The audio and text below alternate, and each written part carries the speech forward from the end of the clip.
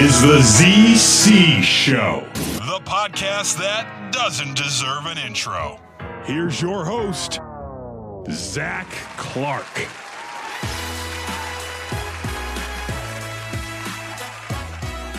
Thank you so much. It is always great to be with you, though today a little bit different. Why? Because it's already Thursday. Usually I'm a Wednesday night recorder guy, but life got in the way, and that's not what happened yesterday. But that's okay, because we're still here, and so are you, and I appreciate that. We've got a lot to get to today. It's a wonderful time of the year, unless you're a Red Wings fan only.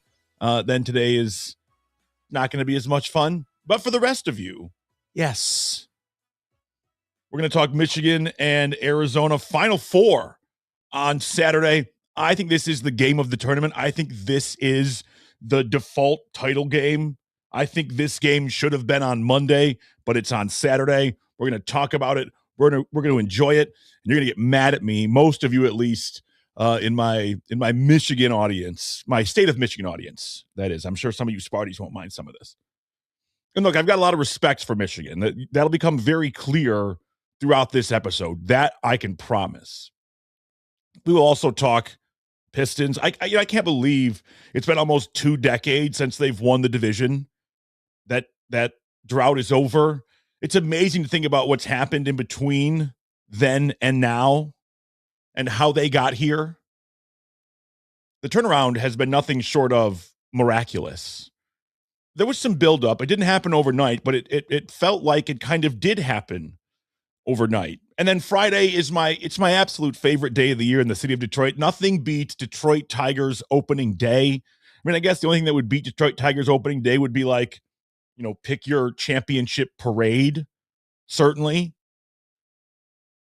But I love opening day. It's been a rough-ish start for the Detroit Tigers. That West Coast swing wasn't super kind to them, or they weren't super kind to it, depending on how you want to look at it. And we'll wrap up the program. We will talk about the Red Wings. But, the thing with me right now is, I don't know what I have to say about the Red Wings that I haven't been saying for the last month or the last 3 years. We're going to talk about the Red Wings because that's what we do. But I feel like I'm just becoming this annoying, broken-ass record because there's really only one thing to say, and that is, what the hell is going on? Oh, but first, man, I tell you what, there's nothing to me more exhilarating than this sound. They don't use it anymore, like they used to at least. But when I was a kid, you'd hear that and you'd roll the old clips, CBS. I love March Madness with everything I have. It is my favorite tournament. It is my favorite championship format. And my life has come to a crossroads here, at least to a certain extent, right? I grew up in Macomb County. I live in Oakland County. I went to college in Pima County at the University of Arizona, right?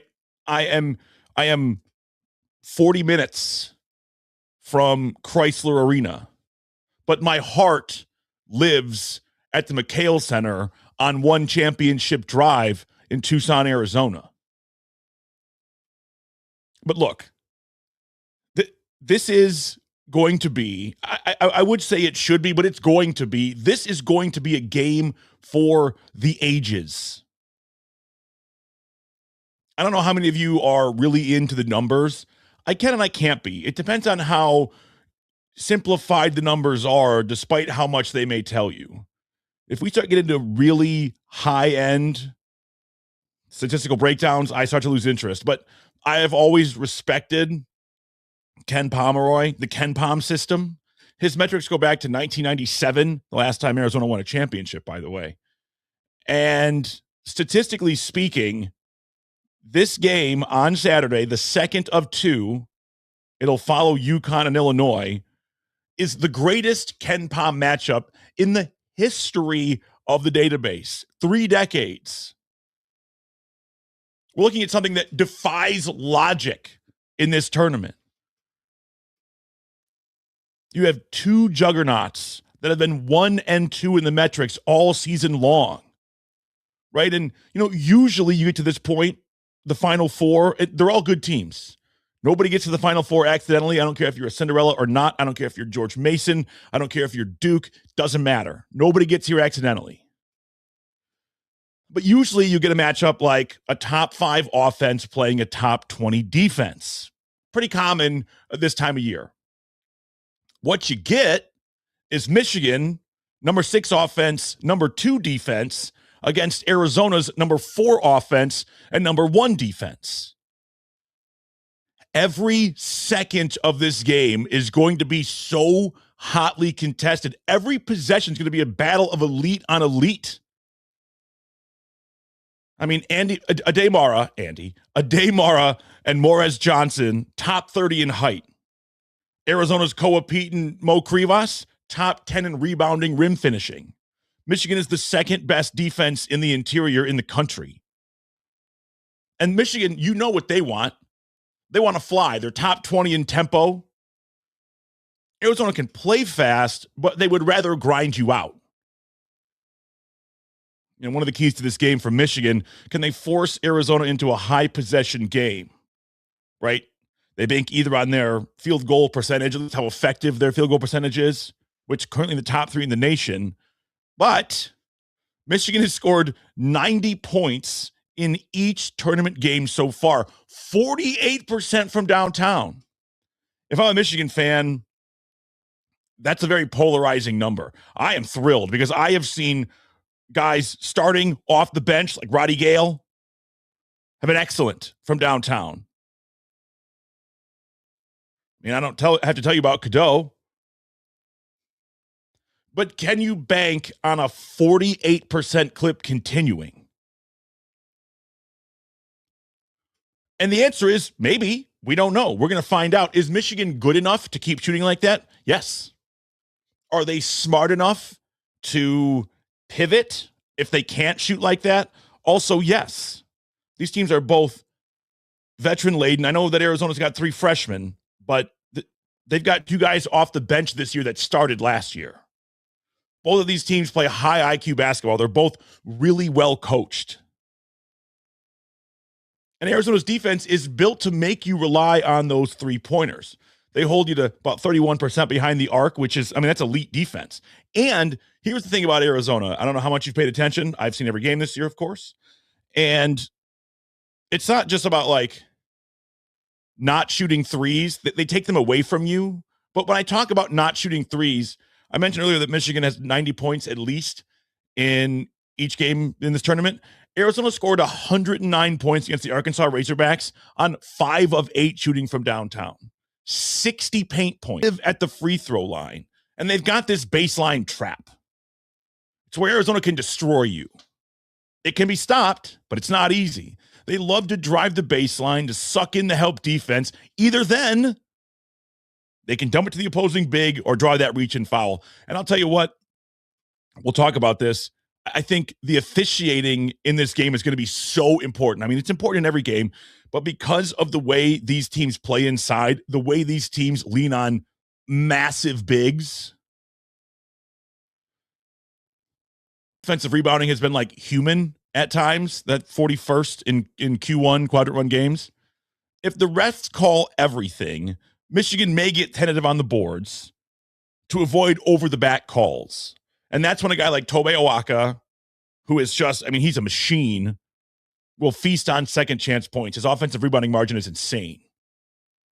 Now, if the refs allow physical play, and I'm not saying that one team can only win on bad calls. What I'm saying is it's going to depend on how the refs decide this game's going to go. If the refs allow physical play in the post, the Twin Towers, Johnson and Mara, become impenetrable. And then, can you get a guy like Awaka into early foul trouble? That's happened to Arizona before, and he's just on the bench for a long time. The problem is you rotate him out with a guy like Koa Pete, and it's just 2 massive human beings. I think Tobe Awaka will play in the NFL, and Koa Pete's brothers and dad do play in the NFL. They're offensive linemen. He just decided to play basketball. Can Arizona still drop 100, like I said a minute ago, if they can't get to the rim? Probably not. That's going to be one of the things where Michigan's going to have not an upper hand, but maybe an answer. Arkansas didn't have the size to stop Braden Burries and Koa Pete. Michigan does. If Michigan can wall up without fouling, Arizona's going to have to prove that they can win a game from 22 feet, and they've not really had to do that. The one thing I do think about, and I would never assume it's going to happen or say that one team's at a disadvantage because this is a thing, but it's worth pointing out that if there's any trap here for the Wolverines, it's that they do rely on that three-point shooting. They have been very good, but in these venues, we're not playing in a basketball stadium anymore, which I think is ridiculous. It's a money grab. I get it, but I don't want to watch. I've been to a couple Final Fours. I don't want to watch basketball in a football stadium. There's a reason that they play basketball in basketball stadiums. The only reason they do it in football stadiums at this time of year is greed. But those domes, those NFL, I guess that's a field house, whatever, those buildings, those NFL stadiums tend to kill shooting percentages. It's not going to kill either team's ability to score on the inside. That won't change. But is it going to be hard for Michigan to convert on those three-pointers? It's not something that Arizona is going to rely on, but it's something that could happen to Michigan. But I said it earlier, the Wolverines are smart enough, if they don't start to go down, to adjust until they get more comfortable, and eventually they will go down those three-pointers for the Wolverines, I think. Again, that's not something that I would actively think about, but that has happened in plenty of Final Four and title games where the shooting just isn't there because they're in a weird building. So the ZC Show final word is this. If Michigan shoots under 35% from three, I think they probably won't win. Arizona is too steady, too physical, and too disciplined to beat themselves. You know, Michigan has this thing about staying serious on fun. They're going to have to do that and keep the offensive flow moving, and they can do this. But if they get stagnant and start settling for hero ball threes because Arizona gets, physical in the paint, it might be a long night. But do I think it's going to be a long night for either team? No. I think it's going to be on the edge of your seat. Oh, my God, can't breathe until it's over. Who am I taking? I mean, are you crazy? Of course I'm taking the Cats. Like I'd take anybody else. But I'll say it one more time. I think this game is going to be one of the best college basketball games of all time. There are no promises. There are no guarantees. But the potential this game has is extraordinary. Bear down forever. Detroit basketball! It's hard to believe it's been 18 years since the Going to Work Pistons won the last division title. I mean, think about this. The last time the Detroit Pistons hung a Central Division banner, the Big Three in Boston had just formed. The iPhone was barely a year old, and most guys in the current roster, elementary school. Right? I mean, it seems like forever ago. And you want to know why it feels like forever ago?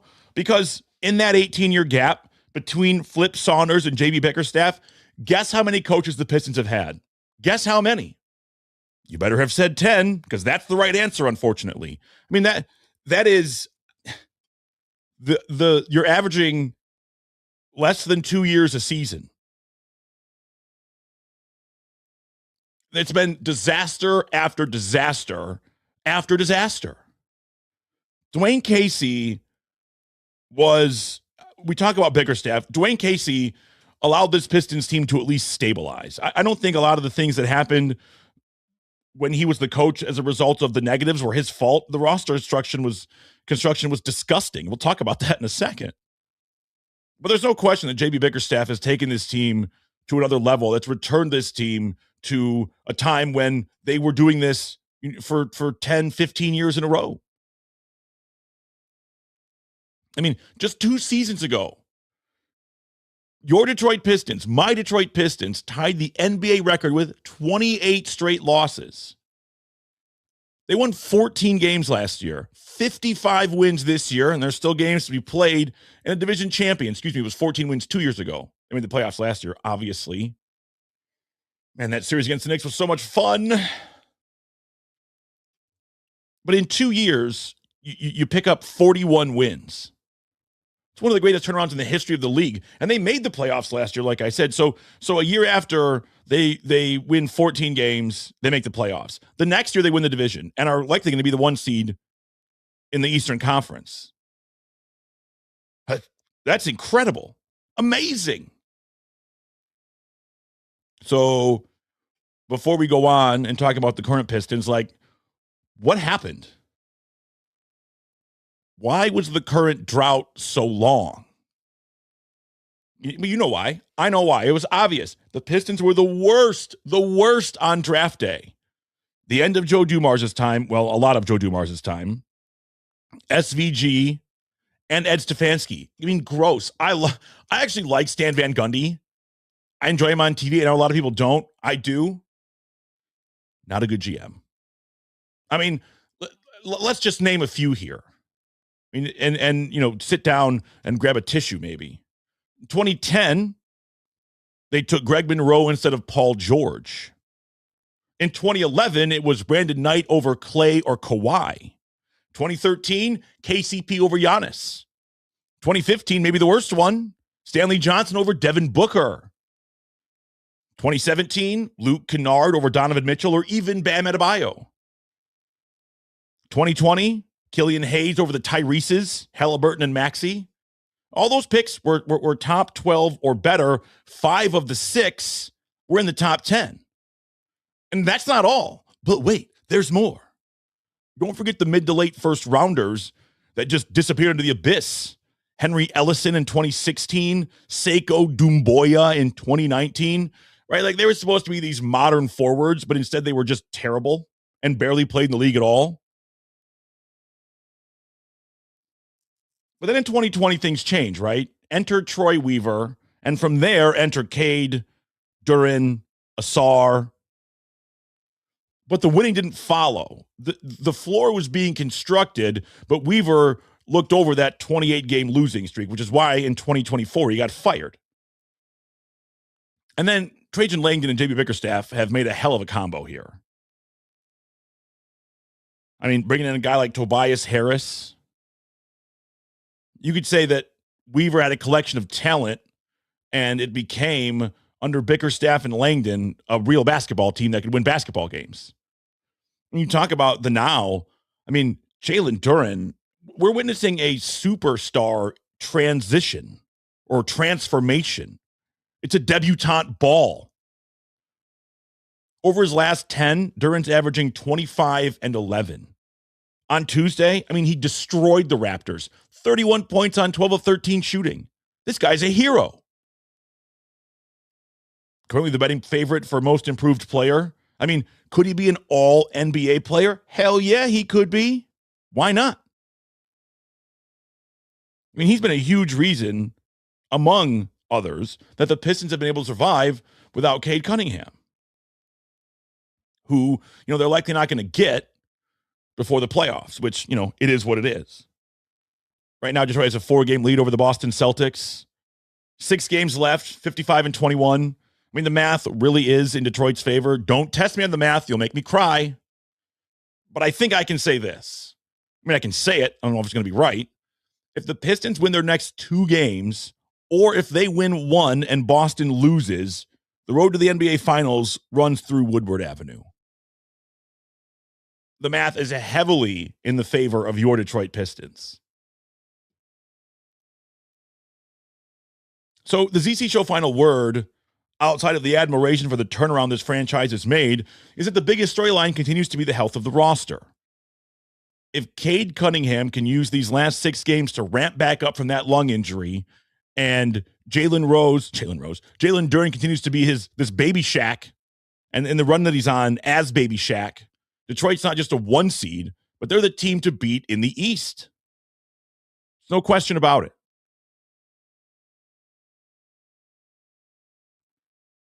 My favorite day of the year is here. I love opening day in Detroit, and so does everybody else. It's not like oh, look what I found. It's like a look what everybody does all at one time on this day of the year. Doesn't matter what the weather's like. It can snow. It can be 70. I think tomorrow it's supposed to be like 65 and cloudy. I'll take it. I mean, I remember as a kid, my dad would take me out of school to go to opening day at Tiger Stadium. And I don't know how this happened or why. Sometimes traditions just evolve over time. But it seems like if you go back to the early 1900s, since, the early days of the Tigers,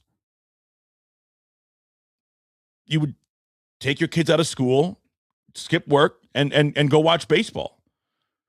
I mean, you go back to the 1890s at Bennett Park, they would have politicians throw out the first pitch on opening day. When I was a kid, it was Coleman Young. That happened. I think my most memorable opening day as a kid was 1991. And 91 with Ernie Harwell had been fired by Bo Schembechler around that Christmas. And so, obviously, as you remember, if you were around at the time, everybody was very mad.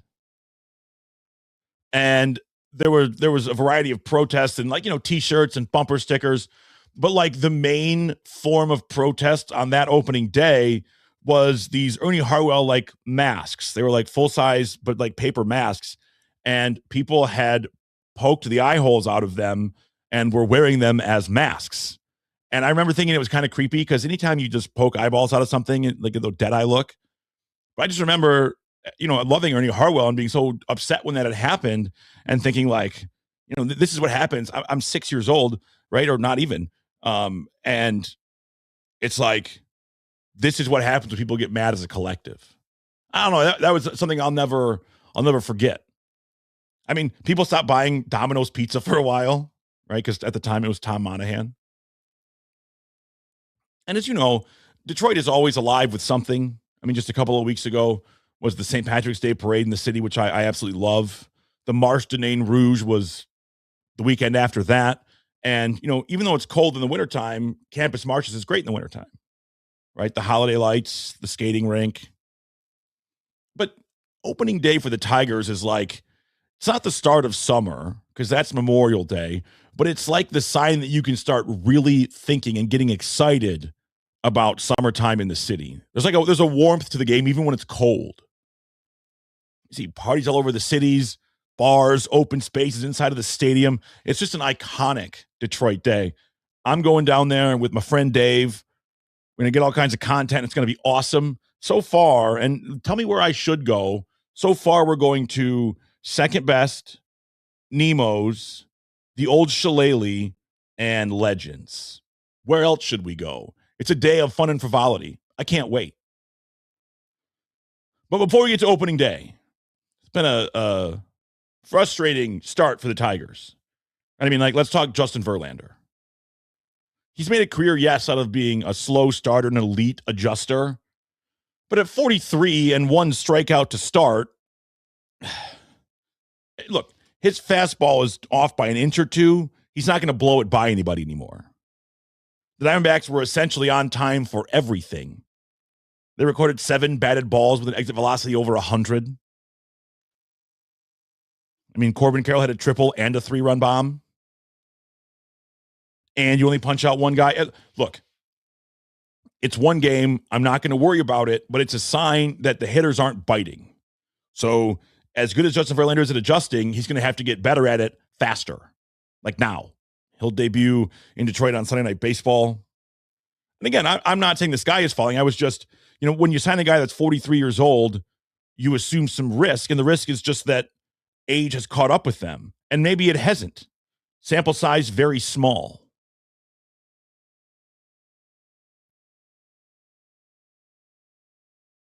And I mean, the math doesn't lie when it comes to the Tigers offense. Through 6 games, they're hitting a collective 214. 19th in the league. It's not dead last, but this is, if you look more closely, it gets a little worse. I mean, Javi's slashing 143, 250, 182, 4 strikeouts and 14 at bats. And it's not the worst. That's not the worst part. It's the way he's swinging. He's already chasing sliders into the opposing batter's box or the opposite batter's box. He was able to avoid that early last year. He fell back into it later, but he got up to a much better start last year. And this is kind of reverted back to the way he played in 2024. And it's just, that's not a great sign for the Detroit Tigers. There are bright spots. We're going to get there. But like, what about Riley Green? He's your professional hitter. He's sitting at 190. And he's struggling to find rhythm, right? It seems to be that he's pressing, like he's trying to carry the team. And when he starts to do that, he expands the strike zone because he feels he has to carry the offense. Things start to get a little shaky. I mean, the middle of the order, Torque, 150, Carp, 105.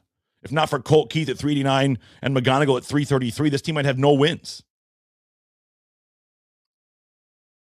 I mean, Kevin McGonigal is just, he has been amazing. Almost had a home run yesterday. OPS near 1,000. I mean, when I say almost a home run, it ended up being a double. It wasn't like, it was almost a home run and he was robbed. It bounced off the yellow line and back in play. Zach Gallen's a good pitcher. Working on a short, compact swing. That'll look nice inside of Comerica Park, I'll tell you that much. And I love the way he thinks. What I like about him, he didn't play AAA baseball. He's 21 years old, and he says things like this, quote, when we hit it good, we hit it right at people. I'm not panicking at all. Like, that's veteran speak from a 21-year-old. And people say, well, Zach, you're overreacting. It's only 6 games in. With the bats, it is not only 6 games in.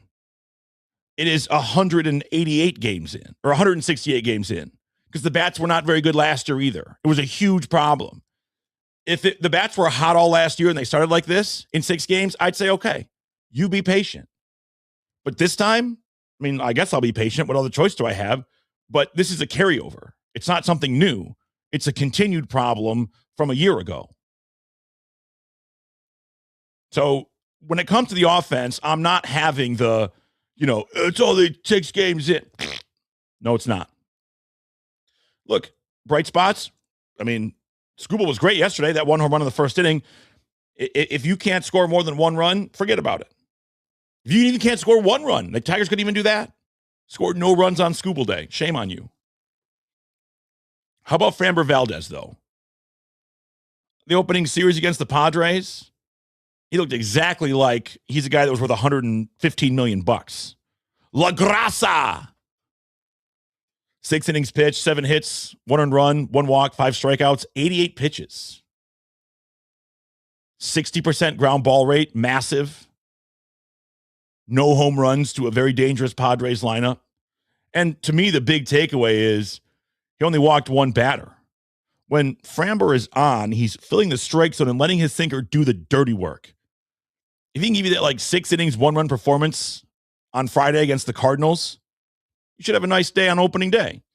Provided, here's a kicker here, provided the bats don't stay in the clubhouse, which they have been. But optimism. It is time, the time of year for optimism. ZC Show final word on the Tigers. Framber's dealing, and McGonigal has been electric. But we got to be real here. This lineup is carrying a 2025 hangover that's already getting kind of painful. 2-4 with cold bats.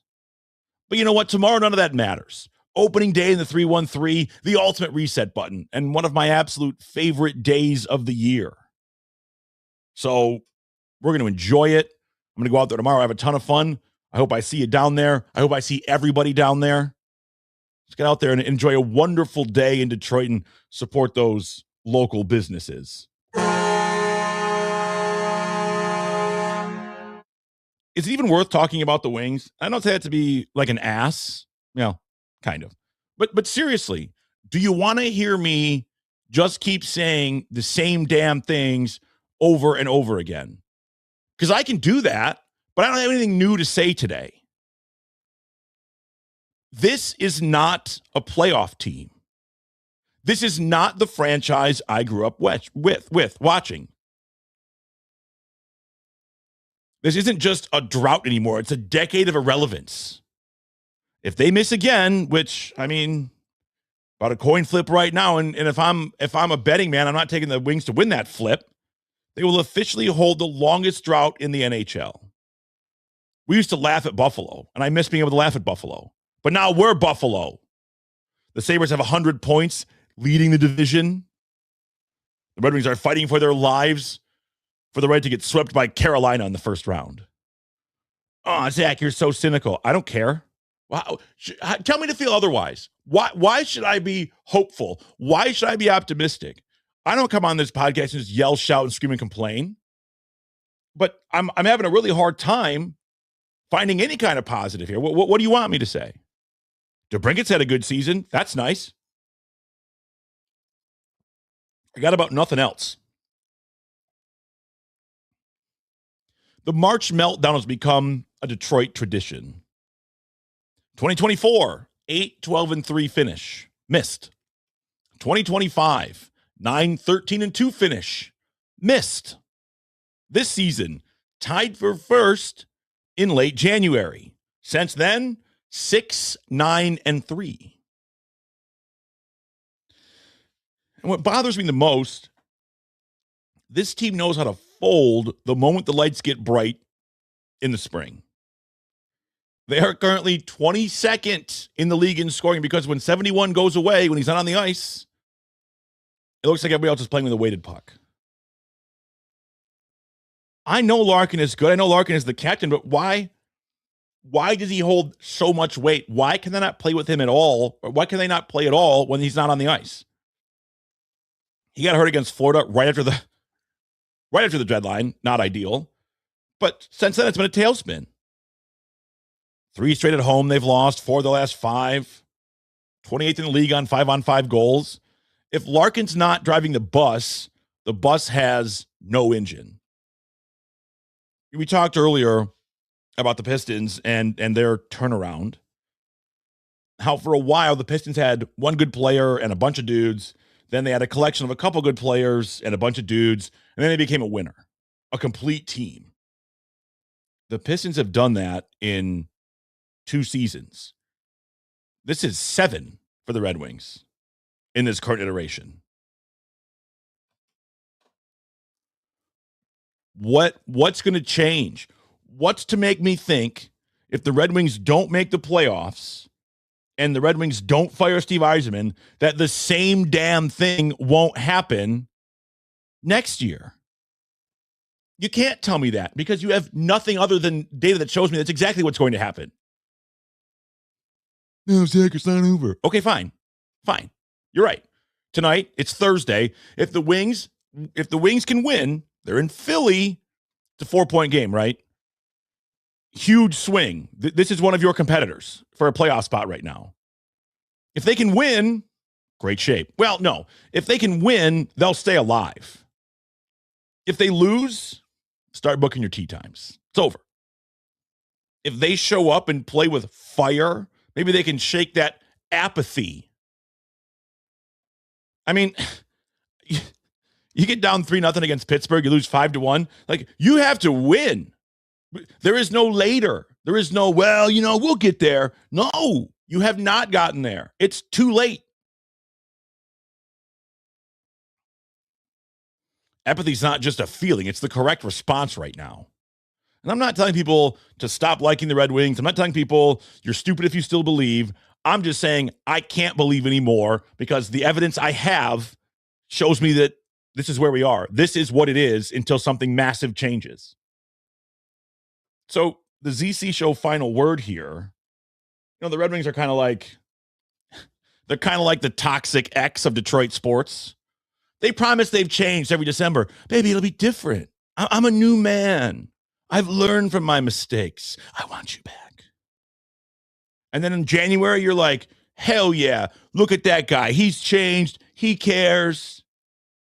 And then in February, you're like, all right. I mean, he's human, but we're still in good shape. And then by March, he's trash again. And you've broken up with him for a second time. The Detroit Red Wings are your toxic ex. There's no other way to describe them, unfortunately. And on that note, I'm going to work my way out of here.